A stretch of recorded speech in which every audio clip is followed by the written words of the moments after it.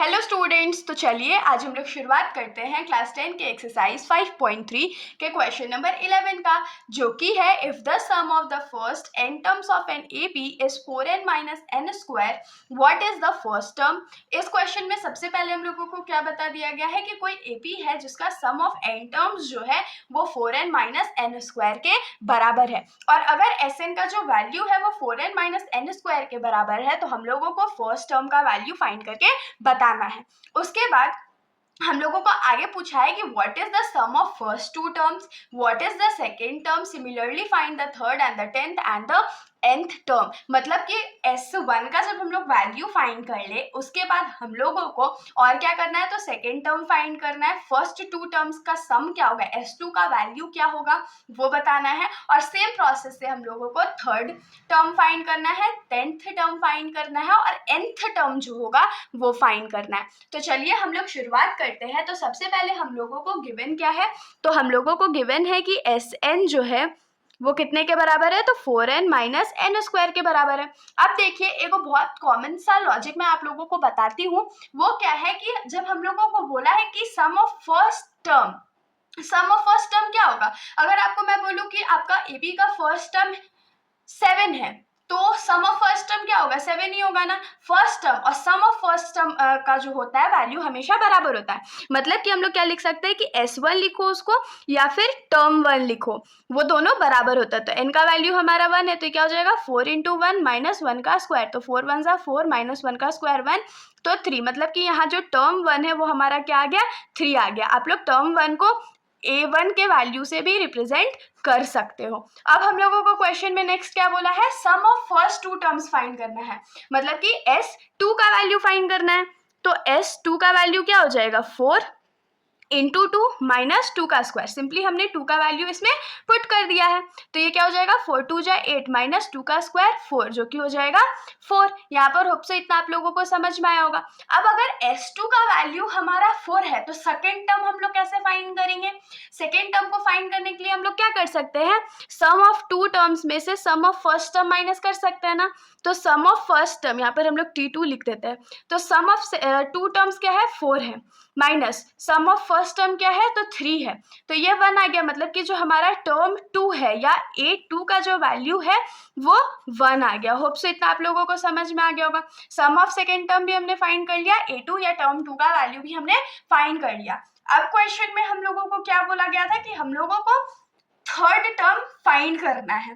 तो third term find करने के लिए हम लोग क्या करेंगे, इसको इक्वेशन नंबर 1 मान लेते हैं, फिर लिखेंगे put n is equals to 3 in equation 1, क्योंकि थर्ड टर्म फाइंड करना है मतलब n का वैल्यू हमारा 3 होगा।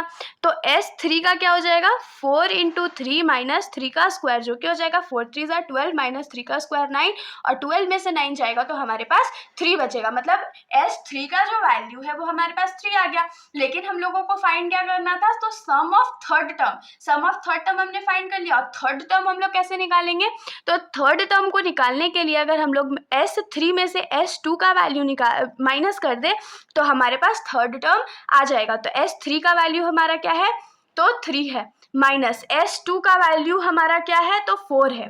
तो यहाँ से हम लोगों को जो थर्ड टर्म है, जो A3 का वैल्यू या T3 आप लोग बोल सकते हो, उसका वैल्यू -1 है। इतना आप लोगों को समझ में आया। अब हम लोगों को क्या बोला है कि टेंथ टर्म फाइंड करो। तो टेंथ टर्म फाइंड करने के लिए देखिए हम लोग दो प्रोसेस का यूज कर सकते हैं। चाहे तो पहले S9 का वैल्यू निकाल लिया, उसके बाद S10 का वैल्यू को उससे माइनस कर देंगे। लेकिन अगर आप लोग चाहो तो आप लोग एक चीज और देख सकते हो, तो क्या, तो देखिए हम लोग क्या कर सकते हैं ना, हम लोगों को A1 का वैल्यू मतलब A का वैल्यू क्या पता है 3 पता है, और हम लोग कॉमन डिफरेंस निकाल सकते हैं ना। D का वैल्यू क्या होता है second term minus first term, तो सेकेंड टर्म हमारा क्या है 1 है और माइनस फर्स्ट टर्म हमारा क्या है 3 है। तो यहाँ पर से D का वैल्यू हमारा क्या आ गया -2 आ गया। अब हम लोगों को टेंथ टर्म फाइंड करने बोला, मतलब n का वैल्यू क्या है हमारे पास 10 है। तो टेंथ टर्म अगर हम लोगों को फाइंड करना होता है तो हम लोग क्या कर लेते हैं, तो हम लोग यहाँ लिख सकते हैं an is equals to a plus n minus 1 into d. तो A10 का वैल्यू हम लोगों को फाइंड करना है, तो ये क्या हो जाएगा 3 प्लस 10 माइनस 1 इंटू डी। तो 3 प्लस 10 में से 1 जाएगा तो 9 और इंटू -2 कर देंगे तो ये क्या हो जाएगा 3 प्लस माइनस माइनस और 9 2 ज़ा 18। तो यहाँ से हम लोगों को जो A10 का वैल्यू है या जो 10th टर्म है वो क्या आ गया तो -15 आ गया। तो हमारे पास फर्स्ट टर्म है, सेकेंड टर्म है, थर्ड टर्म है और 10th टर्म है जो हम लोगों को फाइंड करने बोला गया था। और हम लोगों को क्या बोला गया है तो हम लोगों को nth टर्म फाइंड करना है, मतलब कि an का वैल्यू फाइंड करना है। तो चलिए हम लोग उसको भी फाइंड कर लेते हैं फटाक से।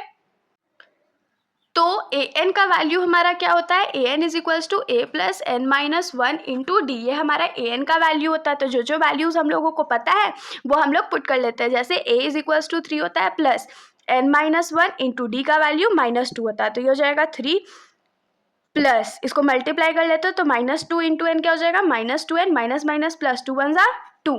तो ब्रैकेट खोलते हैं तो ये हो जाएगा 3 माइनस 2n प्लस 2।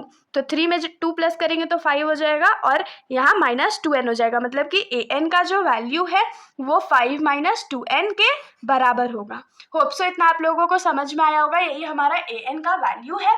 आप लोग जो सम ऑफ 10 टर्म्स था उसको कोई भी फॉर्मूला से निकाल सकते हो, चाहे तो S9 का वैल्यू निकालो, S10 का वैल्यू निकालो, उसके बाद 10th टर्म निकालना, या जैसे मैंने आप लोगों को बताया है वैसे भी आप लोग निकाल सकते हो। तो इसके साथ हमारा ये जो सॉल्यूशन है यहीं पर ख़त्म हो जाता है। अगर आप लोगों को कोई भी डाउट हो तो आप लोग कमेंट सेक्शन में पूछ सकते हो, वरना अगर आप लोगों को वीडियो अच्छी लगी तो वीडियो को लाइक कर दीजिएगा और मेरे चैनल को बिना सब्सक्राइब किए कहीं मत जाइएगा। Thank you.